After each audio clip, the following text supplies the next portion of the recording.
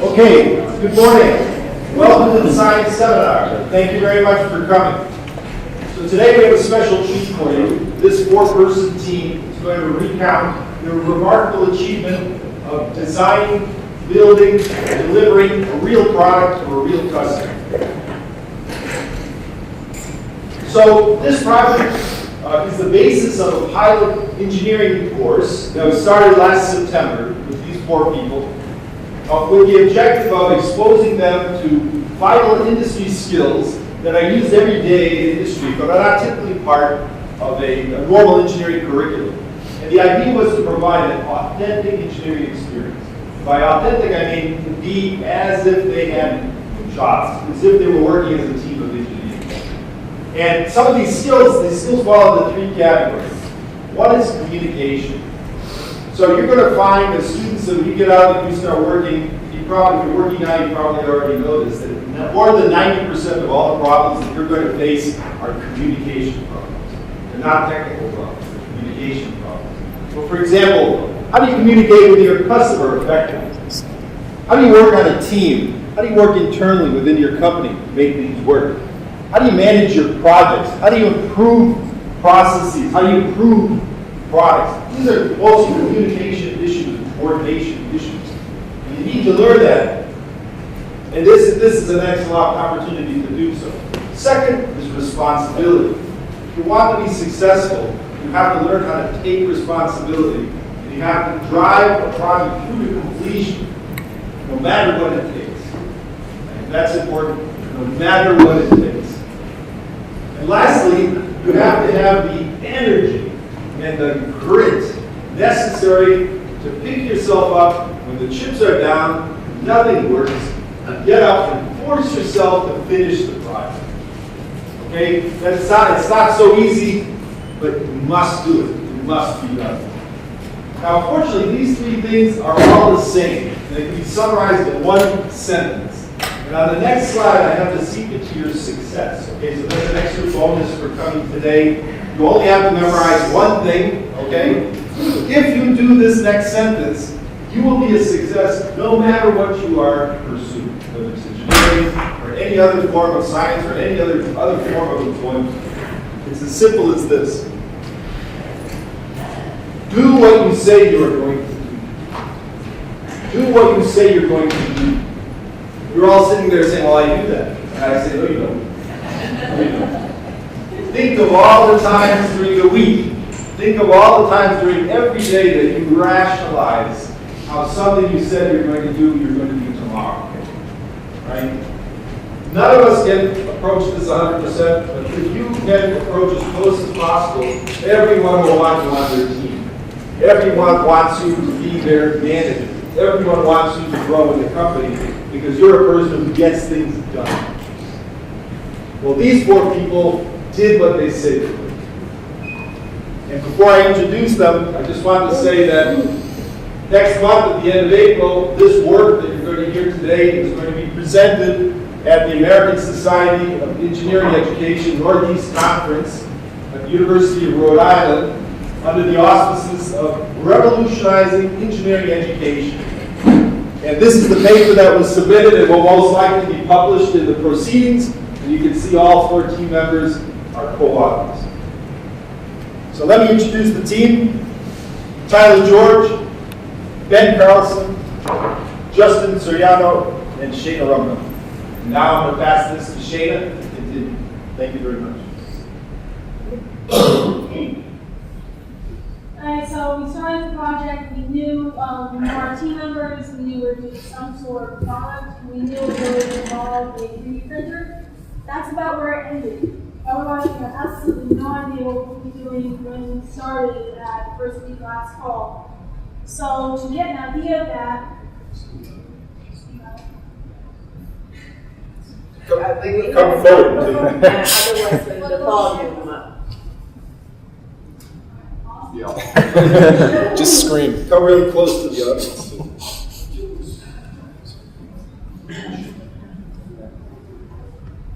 Anyway, to know what this customer wants, it's very important to listen to the voice of the customer.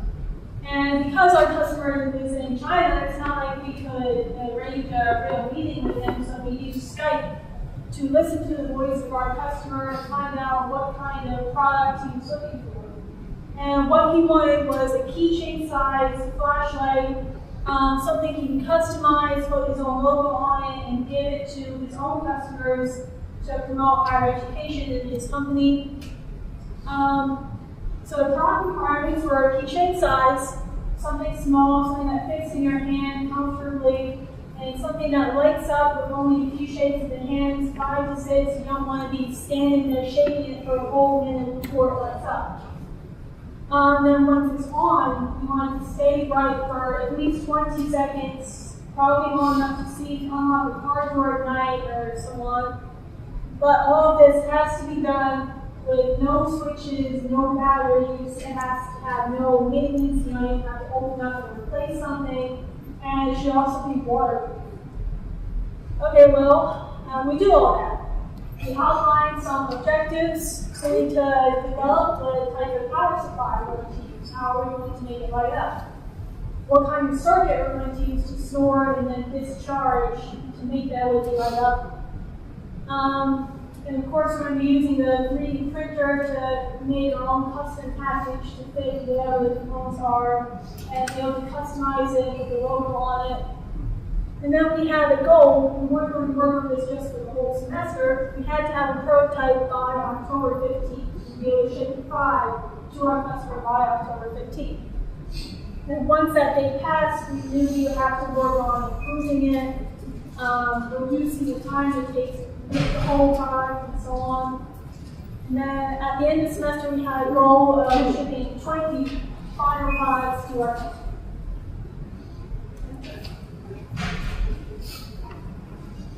Hi, how are you? You hear me here before. My name is Ben. After we got that done, we moved on to brainstorming. So basically, we all sat in a room with Peter, and we just threw out any ideas that we could come up with. It didn't matter if they were viable ideas or just crazy out of the top, could never work ideas. Got them all down on paper, or all down on a whiteboard. Filled up like the whole whiteboard, the whole chalkboard, the other side of the chalkboard, just coming up with any crazy idea we can come up with, because who knows what we were going to use. So we got them all written down, we got them all printed up electronically, and then after we got all the ideas put together, we sorted all of the ideas into different categories. And once they were categorized, we could figure out, which one of these ideas we could work on right away, what ideas might be in the distant future, and which ideas seem better than others. Okay. So, Shayna talked about the product requirements, what the customer wanted. I don't know if anyone else thought this, but it looked pretty daunting. So the first step was to kind of break it into smaller pieces and to start small. And one of the easiest things to do was to just have technical presentations about our fields, our respective fields. So we all grabbed one of the topics from the brainstorming board list and gave a quick presentation on it, just to kind of familiarize ourselves with some of the technology that we might be using for the project. So let's see here. So yeah, we talked about what kind of circuits, Tyler talked about what kind of circuits you might use. I talked a little bit about 3D printing basics and different materials. Obviously it had to be waterproof, so we talked about O-rings and the technology behind that. And one of the power sources that we decided to go with was Induction. And we all gave presentations and we started to familiarize ourselves with all that stuff. And then we split into task groups, basically going on whatever person felt comfortable with the topic. So Shayna took Induction power supply, Tyler and Ben took the circuit because they had backgrounds in electrical, and I took 3D printing because I guess it was the only thing left at that point. Okay, so after we broke into groups, we needed to have a surefire way that we were going to do what we were set out to do, which was make the product. And in order to do that, we had to come up with a project management plan. And this is broken down into tasks, subtasks, who's accountable for those tasks, and the dates that they're due. And for the next couple of months when we were doing the project, this was really our boss. Every week we would come back, we'd have to call a report out, which is pretty much just, okay, the project plan says, you know, quantify this or create a graph of whatever. Tyler, did you do it? Shayna, did you investigate the induction power supply? And it's either a yes or a no. And that is really a good way for us to gauge if we're doing what we say we're going to do, if we're actually making progress.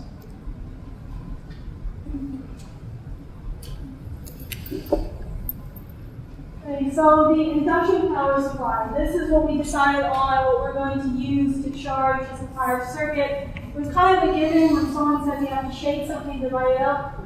Usually that means induction. Why do I say that? Well, induction is where you have a magnet and a coil. What I have in my hand here is a PVC pipe with copper wire wrapped around it, and then the LEDs on it to show you how this is going to generate electricity. So when you put the magnet through the coil and you move it, you're generating an electric current.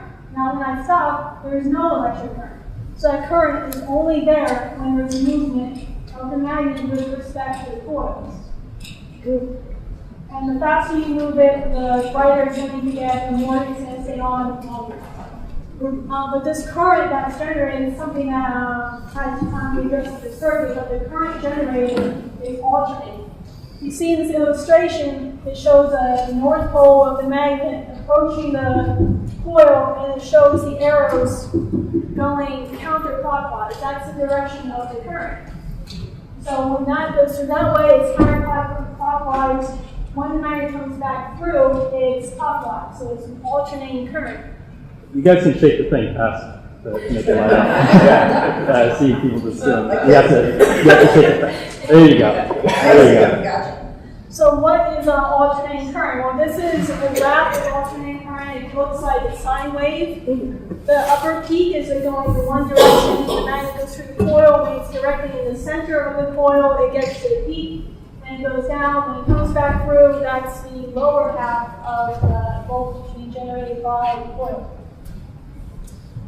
And this picture here is probably the first day that we met up. We wanted to figure out, okay, what are we dealing with since this whole thing is based on induction. So we made something like what I have in my hand today. That's exactly how we started. The very first thing that we were going to use and see actually happening. It was something with this, I was very good class to use because I've seen the theory behind this plenty of times in my physics class. I already knew what happened in the theory, but I've never seen it in person before. So that was one really cool thing about this whole project. And here is some of the theory behind this. Some of the equations that were used to say, with the magnet going through here, how much voltage is it generating, how much current is it generating. The biggest thing to work with is the magnetic flux, which is a change of the field going through the coil. So as the magnet moves through the coil, the magnetic flux is going to be changing constantly. There'll be a quiz at the end of this presentation. And then another thing we're very interested in is voltage. This here is for Faraday's law. It's related to achieve the magnetic field over time. The N stands for the number of turns of copper on this pipe on any of the coils. So we knew that the number of turns is directly related to the voltage. Some other things are interesting. Velocity, you see it says V equals E over V. E stands for the electric field. So when you shake this faster, the field's going to get stronger. It's also, velocity is also directly related to the current, which is why the faster you shake it, the more it lights up, the brighter it looks as well. Now the wire that we use, there are different types of copper wire, different sizes. This one all the way on the left is called 26 AWG, which is a gauge number. The thicker the gauge is, the lower the number. So you see going across here all the way up to the 42 gauge wire, it's a very thin wire. It's like carefully saying it's actually very brittle, but if I ran into a couple of problems with that as I was making these, I was fine thing for like an hour, and it would snap and not start all over again. These were some of the first quotes I made, so I started doing this. I needed to do the research and just make as many different quotes as I could in order to really understand what's going on with the different sizes, different lengths, different number of turns. So I knew right away, more turns, more voltage. So I'll just make as many turns as I can, right? Because that might mean a lighter LED. It's actually wrong. Just because there's more turns doesn't mean it's going to be brighter, because the LED is current driven, as you'll see later in the circuit, and the more wire there is, the more resistance to that current there is, because the current has to go through more turns to get through so they get to the LED. So I had to find kind of the middle ground in between the wire I'm using, how many turns there are, and so on. This is the slide with some of the progress. One up top is the very first one that we started with. Then I got a smaller PVC pipe. I experimented with how many turns I had, with how long they were.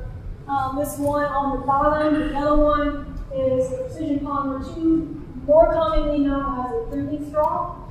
Something that's very thin actually handles the wire very well, and it's smaller, so the magnet can fit through it well too. The type of magnets that we're using, the one that I have here and the one the coils running around, are the neomagnets, which are the strongest magnets you can find. They range in magnet strength and magnet grades from N35 to N52, with 52 being the strongest, and that's what these are. So the stronger it is, that means it has a stronger magnetic field, and it would generate a bigger change in the flux and bigger voltage. Another type we experimented with was samarium cobalt. We don't come in as strong the magnet grade, where usually the advantage of those is their corrosion and more heat resistant. But we weren't really concerned with that here, so we decided to stay with the neomagnets, which are also lower cost, which we need to consider. Alright, so all this being said, I need to know how to make a coil that can charge the capacitor quickly, meaning if I shake it, it's not going to take me a few minutes to get it bright enough to light something. But it also needs to get enough current through to the LED to be bright. And then, of course, I need to make sure it's small enough to fit inside something teaching size. Now, how am I making all of these? Well, starting with the power drill to begin with. The spool wire that becomes this copper with spools of wire. Then the precision polymer tube, whatever I'm mounting it onto. And photogate. Photogate is a device in the physics lab. They use it to visually count. It's connected to the computer so you can see how many turns happening. But I didn't start with using photogate. You can see on the drill bit, it's kind of hard to see, that there is a popsicle stick on the very end of the drill bit. What I'll do is I'll have the tube on it, and I'll be watching the popsicle stick counting by hand. It's counting by eye. So I'll be staring at this, seeing this whole thing for an hour, and also having to pay attention to how the coil is being moved. So I'm kind of after an hour counting by hand as high as 3,000 turns, and the wire snaps when I get to 2,700. I need to start over again. So the focus was a big improvement. So I didn't have to worry about counting, and I also was able to speed up the process. What was the coil and the final product? The coil Dyson array, so the final one was 8,000 turns over like half an inch. There's a picture of it later on. Okay. What was the characteristics made of the It was 40 so it wasn't finished. Yeah, it was next to finish I was using. So it was a little easier to manage. Alright guys, let's talk about circuits. How many people here have taken a circuits class? Nope. 1, 2. Alright, this is gonna be fun. Alright, let's talk about voltage. So basically voltage is the difference in charge between 2 points. So it's like the driving force. If you think of a lot of water in a pipe, it's kind of it's like the amount of water on top pushing it down. So it's driving force. If you look at these three, weird guys over here. The voltage is the driving force pushing the electrons through the pipe. And if you try to take voltage out of a socket, just like a regular socket anywhere in America, it's putting out 120 volts AC, and any battery usually puts out 1.5 volts DC. And actually, if you have like a 9 volt, if you open it up, usually it's like 4 batteries stuck together to get the 9 volts. I don't know.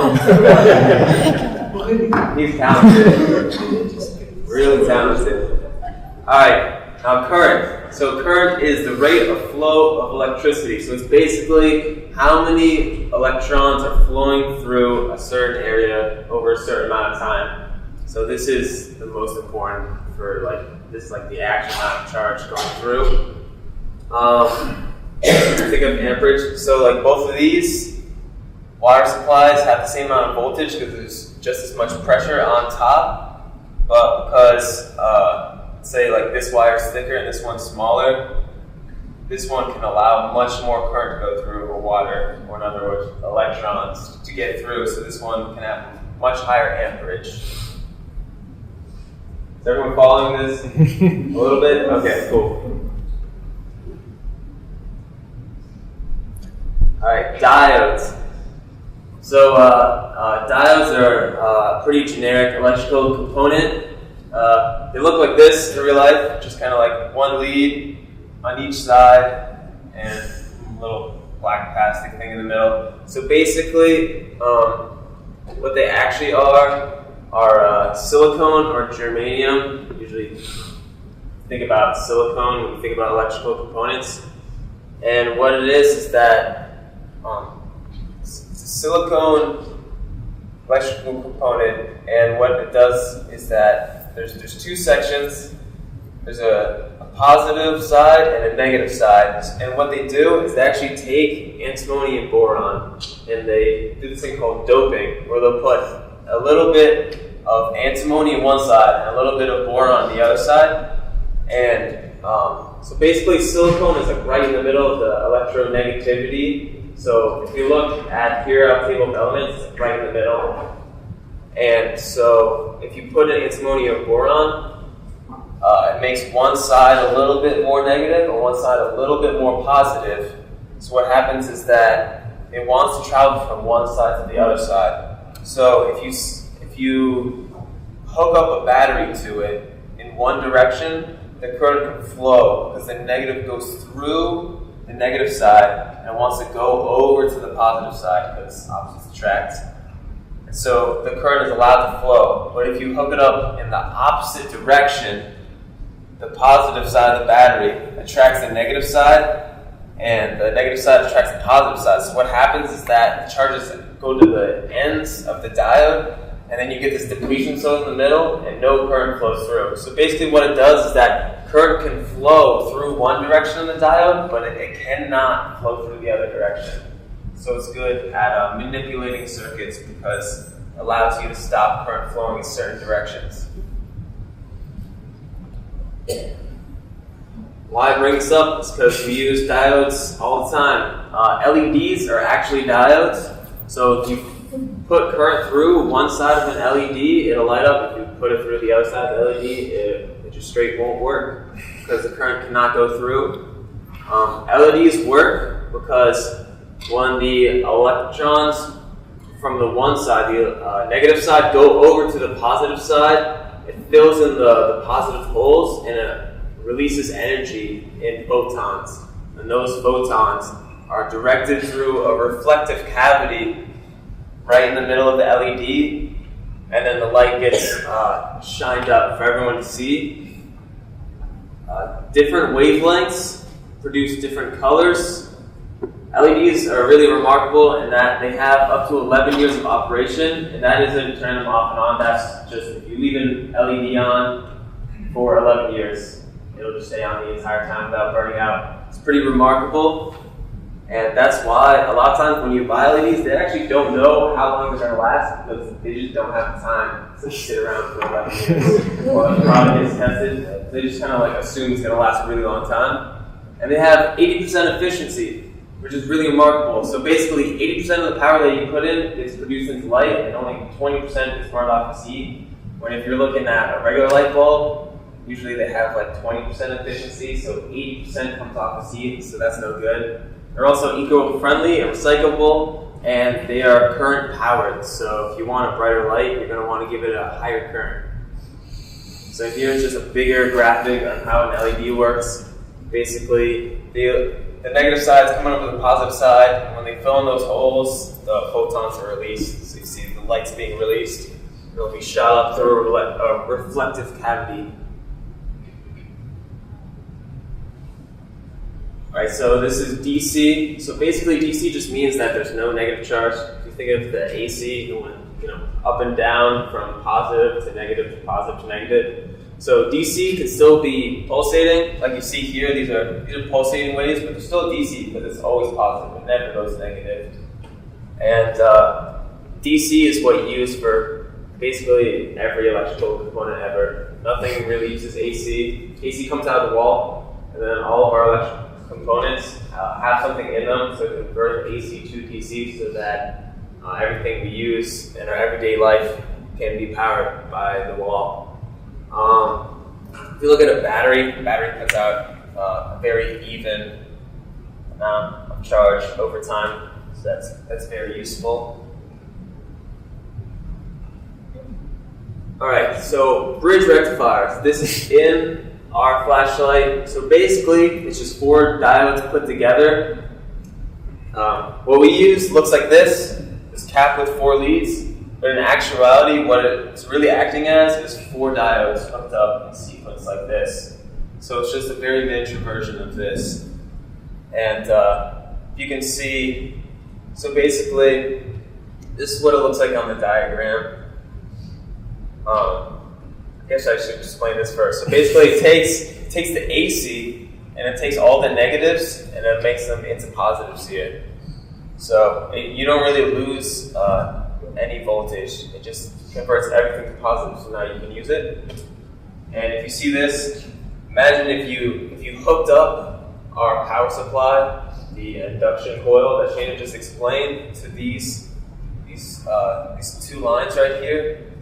If you shook it in one direction, the current would be coming up and through here. And because the diode's facing this direction, it can go through, and then it can come back this direction. And then if you shook it the other way, it would come down this direction and go through, and then it can come back this way. So basically, it just converts everything into DC, which is very useful.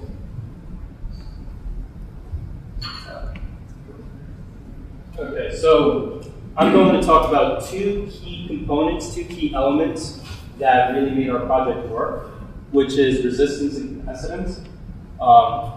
Resistance, simply put, is just the opposition to current. So this lovely diagram that we found on the internet, you can see that this guy right here is acting as resistance. And if you think of voltage, voltage is like the force, the pressure that pushes electrons and current through wires, right? And if resistance is the opposition to current flow, that's what this guy's doing right here. You can see that it takes some energy to move current through. And that's something that we really had to take into account when putting the circuit together, because Shayna's induction power supply can only put out so much power. So if we're losing too much energy through resistance, then our LED will fight. So that was something that we really had to take into account. And then the other element is capacitance. And capacitance is the ability of any electrical device to store electrical charge. And what that means, if we can store electrical charge, that means we can store voltage. We can store energy in the form of voltage. And capacitors, they're actually really simple things to make. It's really just 2 conducting plates separated by some type of insulator. So that insulator can be air, or it can be anything else that won't conduct electricity. And circuit terminology, we usually call that a dielectric. And that's what capacitors look like. So why do we need to know about resistance? Why do we need to know about capacitance? Well, if we put them together in a circuit in this configuration that we have here, we create what's called an RC circuit. Okay, so why is that useful? How does that help us with making our products for our client? Well, it turns out that in an RC circuit, you can charge a capacitor exponentially over time, right? As you can see in this graph right here, of voltage in the capacitor versus time, you see that can go from 0 to 12 volts, not instantly, but we can do it over time if you look at this whole line. But, okay, that's interesting, but we're not really worried about charging over time. We want to charge it as quickly as we can when the person's shaking it. And what we really want to do is discharge it exponentially over time. Reason being is that we're not allowed to have any switches in our product. So we had to figure out some way of, okay, how do we keep this LED lit for 20 seconds without using a switch? Well, if we can vary the voltage exponentially over time, we can keep this thing bright for 20 seconds. So we figured out that between 5 volts and 3 volts, that's where the LED is brightest. Okay, now that we know that, let's figure out what combination of resistance and capacitance we can use to have this voltage go from 5 volts to 3 volts in 20 seconds. If you look at this red line right here, that's showing a capacitor discharging over time. So that's how me and Ben figured out how to solve that issue of not being able to use a switch. Because if we were able to use a switch, it would have been real simple, but nothing like this simple. So the way we determine that, okay, so what value of resistance and capacitance do we need to make this thing go from 5 volts to 3 volts in 20 seconds is something called the RC time constant. And pretty much it's a quantity. If you take resistance multiplied by capacitance, you'll get out a time, right? A time in seconds. And intuitively, pretty much, if you have a large time constant, if you have a large value of resistance and a large value of capacitance, your capacitor will discharge slowly. But if you have a small time constant, it'll discharge quickly. So for our purposes, we didn't want to discharge too slowly, but we didn't want to discharge quickly. We needed exactly 20 seconds. So we actually went through a lot of headache to try and figure out what is the right value of resistance and capacitance, because what we found out was that, like I was saying before, resistors use up energy. So you might be thinking intuitively like, oh, okay, if you need a large time constant and you're multiplying, just put in a big value resistor. But the problem you run into is that now your resistor is going to eat up too much energy, and now you're not going to have enough energy to light the circuit. And then you say, okay, well, if we can't do that, let's put in a whole bunch of capacitance. But what we found out was that when we put in a whole bunch of capacitance, because we're charging this thing with Shayna's induction power supply, we're physically, the magnet is physically pushing electrons onto the plate of the capacitor. And we found out that, okay, if the capacitor is too huge, we're going to be standing there for like 10 minutes just trying to charge this thing. So it was a really big problem to try and figure out. It took us a while to figure out what is the right value of resistance and right value of capacitance to get 20 seconds and to keep that LED bright. Okay, now for the most technical aspect of the project. Just kidding. 3D printing. Yeah, Justin. Yes. Oh, quick. Alright, so basically, we have a capacitor here, and I've just been charging with static electricity.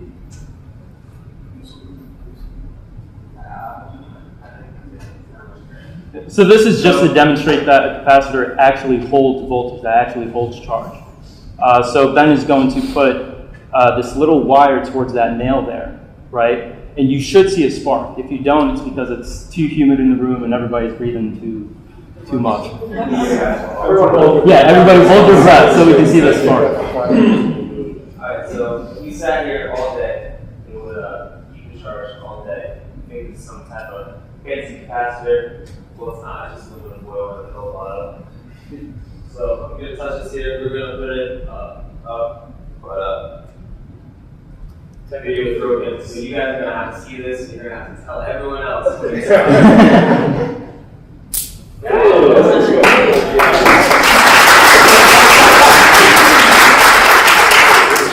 Awesome. All right, I can't follow that. All right, 3D printer. Thank you you, Mr. George Case, for donating the 3D print of this project. It really made it possible. Without it, we would not be able to customize a rapid prototype our device. This is how we did it all. So I'm going to try to quickly explain the concept behind what's going on behind 3D printing.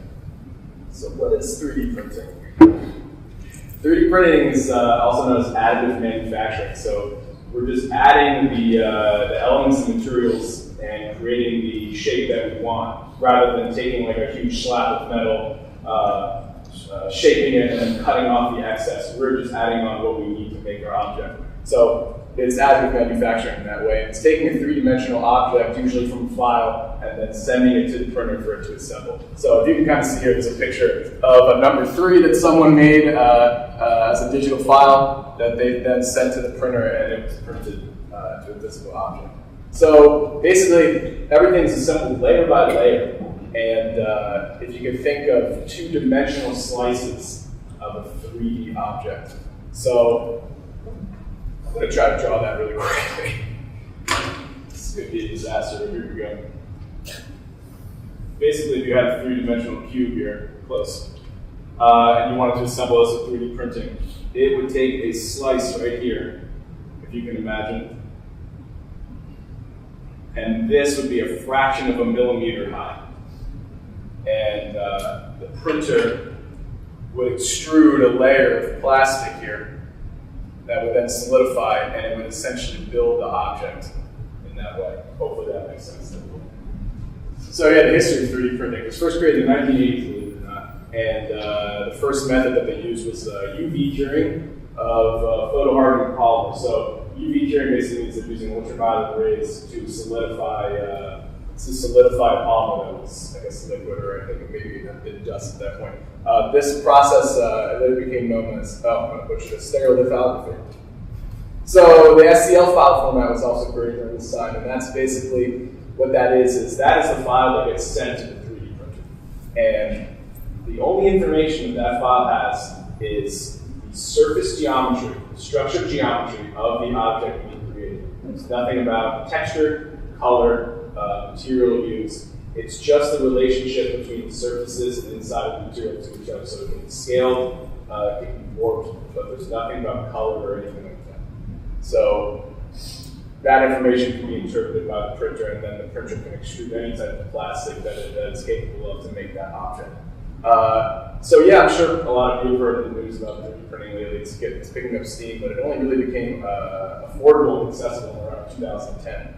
And yeah, around that point, I think a personal Uno was about $10,000, and that's when it became accessible. So let's see what else. All right, so the 3D printing methods that are the most commonly used, we have fused deposition modeling, FDM, or fused filament fabrication, FFF. They are the exact same thing. And essentially what happens is you take a solid polymer, it's extruded through a heated nozzle. It gets up to about 215, 220, 230 degrees Celsius. Basically what that does is it makes it like a molten, soft plastic that it lays down in these strips you can kind of see there. And as they're laid down, there's also a fan on the extruder that cools them rapidly and solidifies them, and that's how the 3D printer builds. And then there's stereolithography. There's a T missing, an H missing there. Basically what happens is the file's sent to a printer again, but this kind of printer has a UV light, like I had mentioned before, and a mirror. And what happens is the UV light is reflected off the mirror into a pool of resin.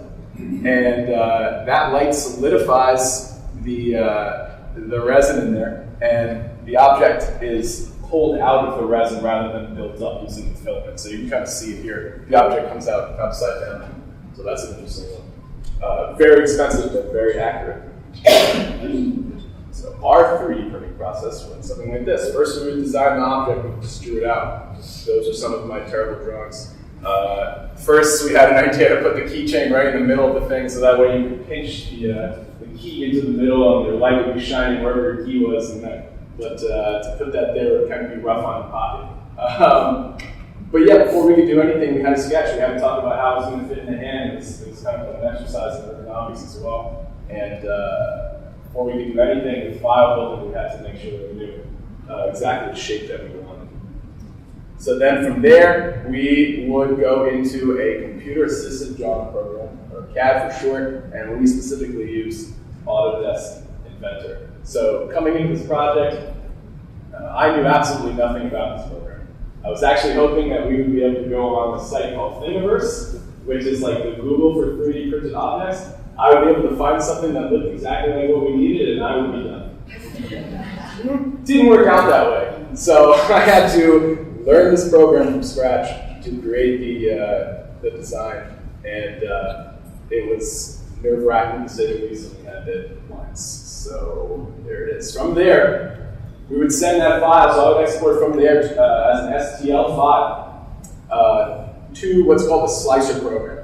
And essentially what that is a program that creates these slices. So it interprets the 3D object, slices them up, and sends that information to the printer. So this is MakerBot's program. It's some proprietary slicer program. Here's a preview. I don't know if you can really see it, but there's a preview. If you drag this slider, it shows you slice by slice over time as to what it's going to do. So there's some options in there too. There's about maybe 80 plus options for printing. I'll talk about that later.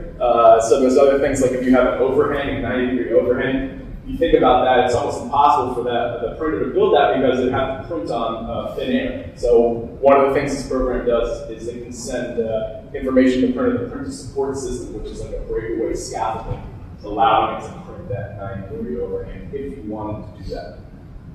And then from there, we would print it. And there you can see, this is our MakerBot. This is a 3D printed object. You can see the extruder head right there, laying down layers. And this is the final right there. And then step 5, repeat. Especially repeat at 2 a.m. when you have a deadline the next day. So as you can see, here are the different iterations of the case. We went through a lot. So it started off as a rectangle. These tabs kind of fit into the top half here. There's a slot there. There's a little backstop for the LED to make sure that the LED doesn't recess into the case. Right here is like, this is kind of like a coffin design. Right here is where the induction tube would go, and in this space is where our circuit components would go. And then as we started to realize that there was some magnetic effects, which we will talk about later. We beefed it up a little bit towards the back wall. We made the induction space bigger. We put little pins instead of slabs for who knows what reason. And also, we rather than have a straight cylindrical opening for the LED, we realized we weren't getting the maximum effectiveness of the LED that way, so we kind of made it into a cone shape so we could get all the LED exposed. Then when we realized we're having a magnetic issue, which is we'll talk about again later, we moved to a tube shape. So here's the tube shape. This was another offshoot to kind of deal with making the case smaller. That was another one of our problems was this thing had to be a keychain. So it couldn't be what we were planning for a huge tube. We had to make it something that could fit into your pocket. So that was a constant struggle. Then here's more iterations of the tube. This actually looks like those home guys that you saw before explaining the electrical voltage and resistance. And that version 18 right there, that was our final case. So yeah, here are some of the things. Again, cool. This was one of the first things I downloaded from Thingiverse, hoping that I would be done. And I would just be able to take that into the program and kind of stretch it out and say, okay guys, I got it, nailed it. Yeah, so we're going to pass that around some of those things. We're also going to pass around some things that I printed. I printed up a Lightning Falcon recently because Star Wars. I also printed up 2 wrenches, you'll see. One's like a ruby red, and that material is what's called PET. And I'm going to butcher this, polyethylene terephthalate. Yeah, that's what water bottles are made out of. Yes, awesome. So that's what water bottles are made of, and some of the things you can build with a 3D printer come out of the printer working already, which is kind of amazing. And some of those designs, they print up, they're very loosely attached pieces that can move, and once you take them off the print bed, you can just kind of snap it, and then everything will start to move inside, and there's no assembly required. However, if you print with something like PET, the water bottle, I don't know if you guys have ever tried to rip apart or break a water bottle, it's nearly impossible. So that doesn't, that type of material doesn't work for that type of print. So the red wrench, there's no chance of that thing ever working properly. The black wrench, if you can get that to break away, that's made out of PLA, which is what our cases that we shipped out were made out of, you can keep it. Right now it's not rotating, but if you can get that to work, that is yours. And also, talking about functionality, one of the things that was printed was this whistle. So that works right out of the bed, which is kind of amazing, I think. We also had an idea to print with, start the print, let it print halfway up, throw the components in, resume the print all around it, thus making it like one perfect shell and making it waterproof. That didn't work. This is our mascot penguin. That shows us what the printer is capable of, but we can print multicolor. And the printer can also do threading stuff too, which is also really cool. All right. Why didn't the putting it inside work? What happened? It's going to get in the fit, right? The components wouldn't fit. So I'll talk about the process of making the prototype. Yeah, there was considerable pushing involved to get it all to fit, so. The thing is that, like what Peter said, a lot of your issues will be with communication and stuff like that, not even, on top of the engineering issues, when you have to work with other people. So, we all split up into different groups. Me and Ben were working on the circuit, Shayna was working on the power supply, Justin was working on the 3D printing. And really for any of us to make sufficient amount of progress, we had to know what each and every other person was doing. So, me and Ben would have to ask Shayna, like, okay, how much power can your induction power supply put out? Because if it can put out only a small amount of power, now we have an issue of trying to figure out, okay, where can we get more energy from to light our circuit, right? And we also had to communicate with Justin saying that, okay, the smallest capacitor that we can find is only a centimeter in diameter. So you can't make the package smaller than this. So if your communication isn't good on that part, you're going to be making errors left and right, and you might not be able to do what you said you're going to do to get the thing done in a fashionable amount of time. We would go home and we would test things out. We would see, okay, how much power can it actually do? As Justin was saying, staying up until like 2 o'clock in the morning, just trying to figure something out. You got class the next morning, but and me and Ben, we would work on the circuit a lot, and the one interesting thing that I actually learned about myself from doing this project, because I never designed anything before for a client in China. It was the first time that I was doing it. And I've taken classes here, I've taken physics classes, so I know theory and all that. But I was kind of, I didn't know what to do when it's like, okay, this is what I want. Figure it out. It's like, where do you start? So me and Ben, we would put together a circuit and we're like, okay, the theory says this, this should work perfectly. We fire it up and it doesn't work. And then you're sitting there and you're like, well, I don't know what to do now. You hit a wall. And I realized that I tried to solve the whole problem all at once, trying to figure out, okay, how do I do this without a battery? How do I do it without a switch? Stuff like that. Okay, how do I store the energy and all that stuff? And I realized that wasn't the best way to proceed with making this product for the client. And that it was really just take small steps. Before you try to figure out how do you get this thing to light for 20 seconds without a switch, can you even do it with a switch? If you can't even do that, maybe you shouldn't even try to push forward to making it without a switch. So, after stressing and not being able to figure this thing out for the longest time in September, I took a step back. I was like, okay, let me take these small steps. Okay, let me really understand how this thing works when I have a switch in it, and then progressively make more improvements. And that actually was one of the things that I without this experience, I wouldn't have realized that about myself. I would try to solve it all at once, and that progressive small steps is probably the way to go.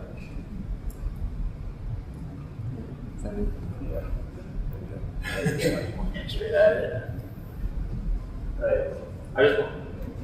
There it is. No, you're pretty delayed.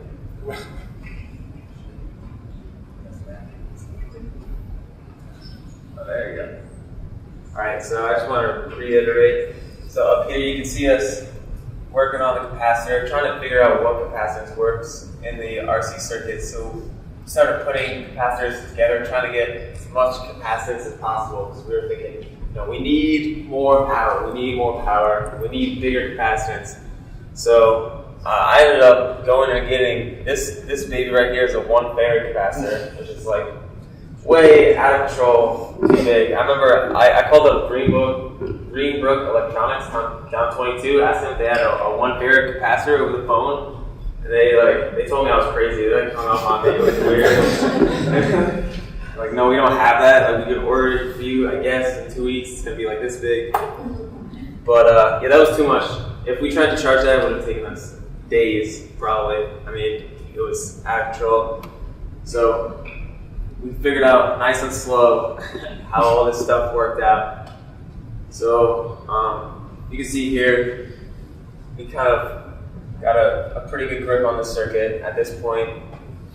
I wanted to reiterate what Tyler said before, and that we kind of, when this project started, me and Tyler knew what we were doing, kind of. He's taking service classes. I've taken multiple service classes at a state college, and we thought we knew what we were doing. We kind of dove headfirst right into it. I think our first design had something like 15 components or so. That was going to work. Over-engineered. We thought it was brilliant, but yeah, it didn't work, even a little bit. We started taking off components, and it wasn't happening. And Peter, over the course of like multiple weeks, just kept saying, "Make it simpler. How simple can it be?" I'm like, it's simple as we can go. It's like 9 components. It's no simpler. There's no switch. What do you want from us? And in the end, we just took like everything off. Just went straight back to the beginning. 2 components, RC circuit, and from there we built on and only put in what we really had to.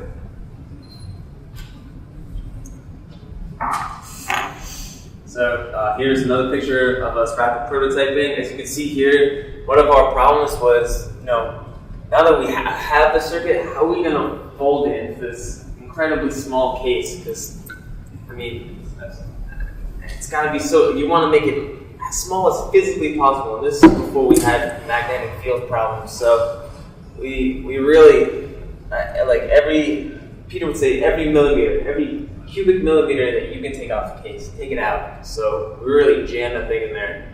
It was not budging once you got it in there.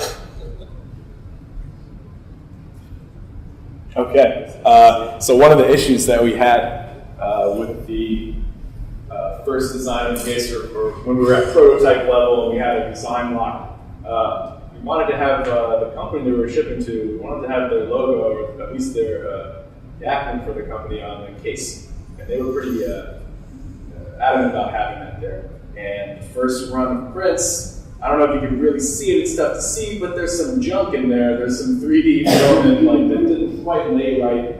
And it just it didn't look good, it just looked sloppy. And basically we all talked about it and we decided that it was unacceptable. It's the company's logo, there's a little bit of maybe ego there, but there's definitely a presentation element to showing the company's logo. It has to look good, it has to leave a good impression on you when you're using the product. So, like I said before, there are probably 80 plus settings for the 3D printer. I went through at least half of them trying to figure out how to get this filament in here just for the letters to lay down properly. It was incredibly frustrating. I probably spent days in there. I have a full notebook full of notes about this. And every single thing I did with the printer, every change had no effect for whatever reason. And I was pretty stumped until luckily there was a breakthrough one day. I went into the Adventure program, the assisted drawing program, and I changed the fonts on the letters. That was it. So, yeah, it's all about persistence. I mean, this project was persistence, and to go off what Peter was saying, do what you say you're going to do. I said I would get this done. I said that I would get these letters on this case and they would look good. And failure really was not an option. Luckily, I had a bright idea to change the font. Who knows what would have happened otherwise. And then we got to, worth noting, we went from nothing to a functioning prototype in 33 days. And we were pretty proud of that. Here you can see the case, the first iteration of the case, or the first shipped iteration of the case. There's the induction tube in there, our capacitor, resistor, the diode, I think is something right there maybe. There's the LED, here's a drawing of that. And this is what we ultimately shipped out. We shipped out 5 units to our customer in China. And come on the slide. And there they are, different colors. And felt like we really achieved something at that point. Yeah, and another thing to note was that the process to getting to this point of shipping out the prototypes, it was the most stressful process ever. In 33 days to go from not knowing anything to having a functioning product, it was like a huge weight lifted off our shoulders. Like, oh, good, we don't have to think about this thing for a couple of weeks. Because you also got to remember on top of this, we're also taking 3 classes at a time. So we have to study for classes and whatnot, and then on top of that, figure this out. And then, when you have a deadline, it's like, okay, we got to ship in 3 days. Well, do you have this figured out yet? No. And then everybody starts panicking. You start working really hard, and that's what Peter was saying. Is you have to have a lot of grit to push through it and say that this is going to get done no matter what. It's just, I remember sitting in SC100 just putting these circuits together, just, hours after hours. And it's like, as soon as we put together all the final prototype and we shipped it off, I was so happy. Because I didn't have to think about it for a while. So we thought. So we thought. And then what's interesting to note was that, this is really trying to give us an experience of how engineering is in the industry. And up until the point of the prototype, we were kind of just, asking Peter to just order things, let's put this in there, you need to order this, that, not really caring that much about the cost. But we had to realize that in an actual company, we're going to have a budget. And that not only do we have to think about engineering and making this thing work, but we have to keep it within the budget as well. So we had the managerial accounting students here at RVCC come over and give us a little lesson in finance. And one of the interesting things that I learned from that was about inventory. So, they were explaining that having too much inventory can be a bad thing. So you can't, we can order, say, 1,000 capacitors. But if you order 1,000 capacitors, now you have to pay for some place to store that. And if you're not producing that many units within, say, a month, right, and you're just putting money out just to hold these capacitors, but you're not selling anything, that's a real big problem for the company. So in engineering, not only do we have to think about science and stuff like that, we have to think about finance and that aspect of it as well. So, remember that great feeling we had when we shipped out those products? Turns out our customer opened them all up and took a look inside, and they noticed some problems, some pretty glaring issues. The LED was too weak, they had to say. It wasn't really strong enough to see anything in the dark. It wasn't on for a long enough time, and it wasn't on quick enough. So all functional issues that we had to go back to the drawing board to address. Right after we had thought we were done. Perfect. How can we possibly improve this? We had made some mistakes during the assembly process. We were under such a time crunch and so much stress that we had used different resistors in some of the circuits, which attributed to some of those performance issues. And they were worried about the LED protruding too far from the case and potentially breaking, so that's obviously a concern. And one of the biggest concerns, something that would shape our progress going forward, that would be a huge issue. They noticed that there was a magnetic field evident around the case. So initially their concern was they noticed this because they pulled the case out of their pockets and their coinage was stuck to the cases. American coins don't use steel, so they're not magnetic. Chinese coins, they use steel. So they are affected by a magnetic field. So they would take this case out and all their coins would be stuck in the case. That got them thinking, what is this thing doing to my credit cards? So that was an issue that we did not know how to address at that point. And it was something that we kind of pushed to the back of it for some reason. I think it was so daunting, so overwhelming that we said, we'll get to that. And we addressed all this other stuff first. We went back to the board with the circuit, right? The coil, we just tinkered with the winds and the design again. But the The magnetic field, we'll worry about that later. And then obviously we're talking about different color for the logo and maybe a Hello Kitty case is one of their suggestions. We did not go that route, but yeah, we had some work to do. That feeling of success was crushed pretty quickly on November 2nd. So we're back to the drawing board. Slide will go there. It is. Okay, so like Justin Tyler said, we basically had to go back to the drawing board. We met again after receiving the customer comments and just brainstormed again. What can we do to solve these problems that were brought up by our customer? So we went back to our original research as well and tried to kind of expand on some of it and see maybe we're missing something, if there's something else we can improve on. So here's kind of what we started to do. Increase the coil from 3,000 turns to 7,000. That was what by that time I discovered the code gate and it made it a lot easier. Then we added the bridge rectifier, which is what takes both the alternating current and the coil and turns it into DC and uses everything running through the coil, not just half of it. So that increases voltage you're getting by a lot. All of this helped make the LED brighter and stay on for longer. And then there was that magnetic field thing, which we again kind of put on the back burner, didn't worry about. We were mostly concerned, okay, we want this to be as bright and stay on as long as we possibly could. That was our main concern. Then we experimented a little bit more with the 3D printer. We created some shapes with type of filament, the layer design. So like I said, decrease the warning time by and increase the turns using the code gate. And then we also had to come up with something with the circuit because we found out a lot, as the customer said, were either the components were playing backwards or it was the wrong value. So we standardized it by using something called a jig, which will be explained in a moment. That helped improve consistency with each circuit, and also for like me, I never really worked with the circuit a whole lot. I knew where everything would go, which you'll see.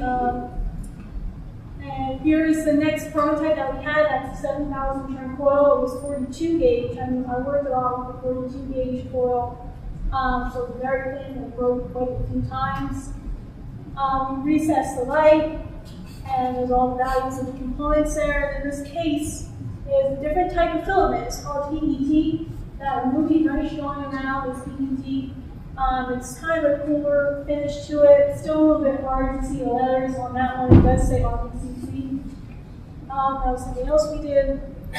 I think it's worth noting at this point. Oh, and you're about to say nothing about magnetic field. And we get to come up with something to solve every problem except for the magnetic field.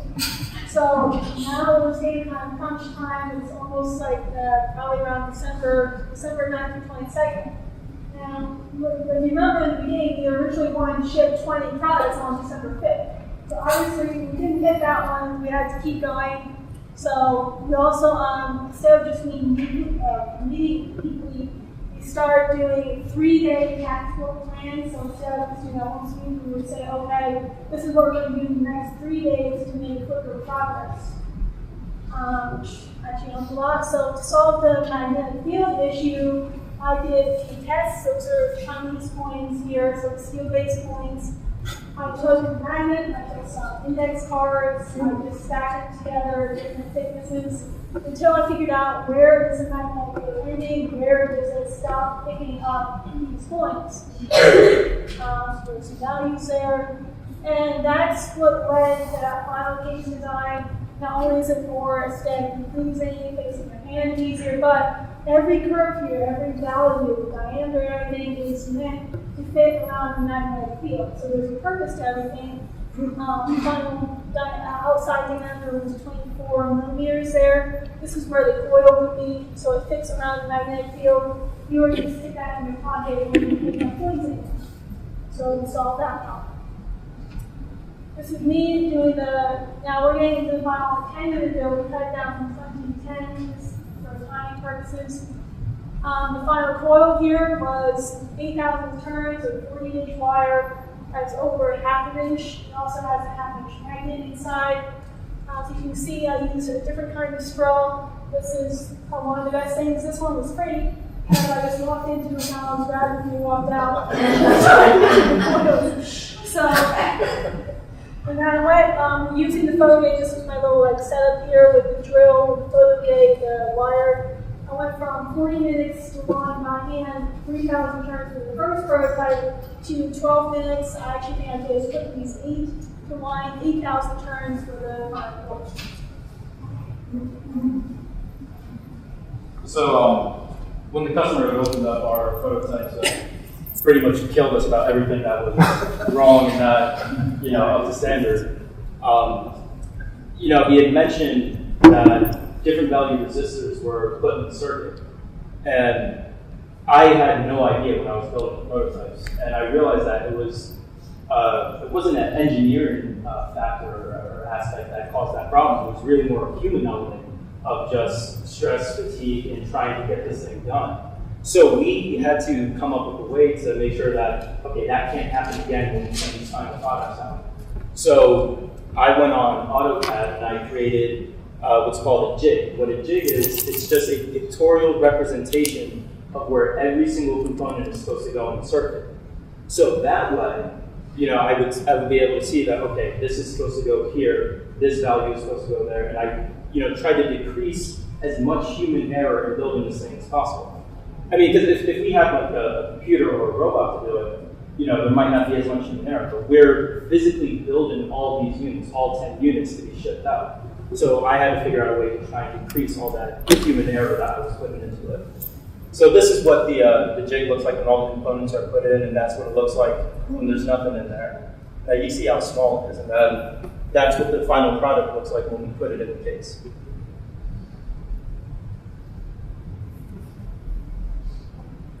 All right, this is the final assembly to ship, December 22nd to 22nd.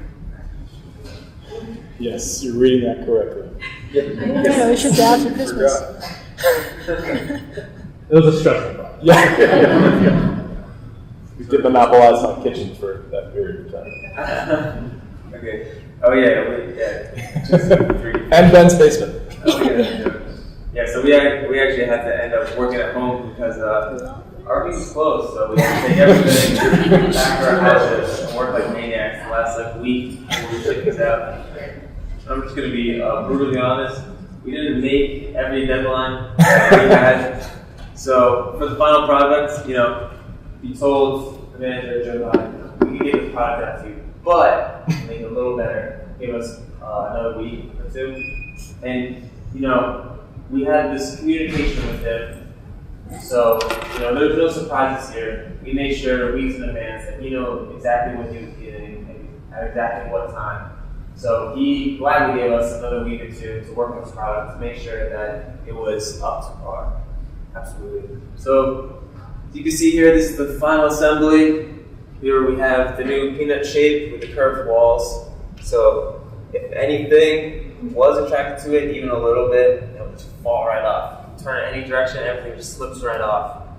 Here's the final circuit. So Shayna would build this coil with 8,000 turns. You can see she used no card and tape. As a spool, if you didn't have this no card on both sides, the coil would just explode. There's so much pressure, 8,000 turns, out of control. So, and then you tape down both sides. And she took both leads and she put them to the one side. So all we had to do is start this whole jig up with all the components are right here, right on the jig. And we have the 2 leads from the bridge rectifier coming out. That was attached straight to the power source. And then comes out the LED on the top. So this is what it looks like. Just plop it right in, some finagling here and there. And it worked out. So there we go. So you see the Joe Hot. Justin figured out how to make Joe Hot look pristine. Just the right font. Just the right font. We can make them in all different colors. We can make them say whatever you want them to say. It's mass customizability. So we can't make them super fast, but we can make them any color, say anything, which is really great. So this is the customer reaction. This is Dr. Wu, who we talked over the phone with in China. He's from Joe Hot. So this was his reaction to the product.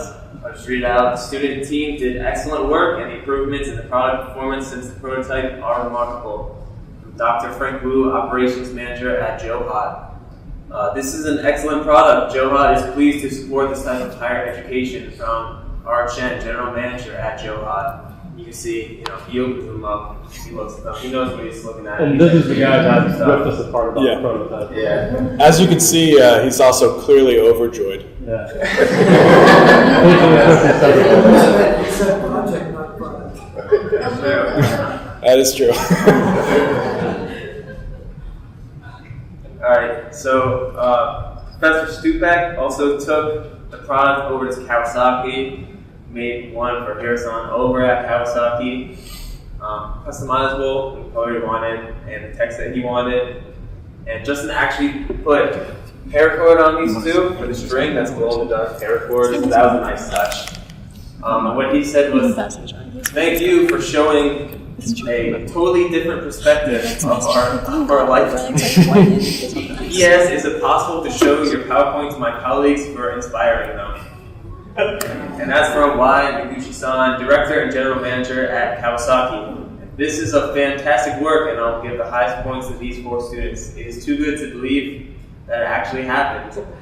I'd like to order myself when it's mass-produced from the same Noguchi-san, Director and General Manager at Kawasaki. So that was nice for all the hard work.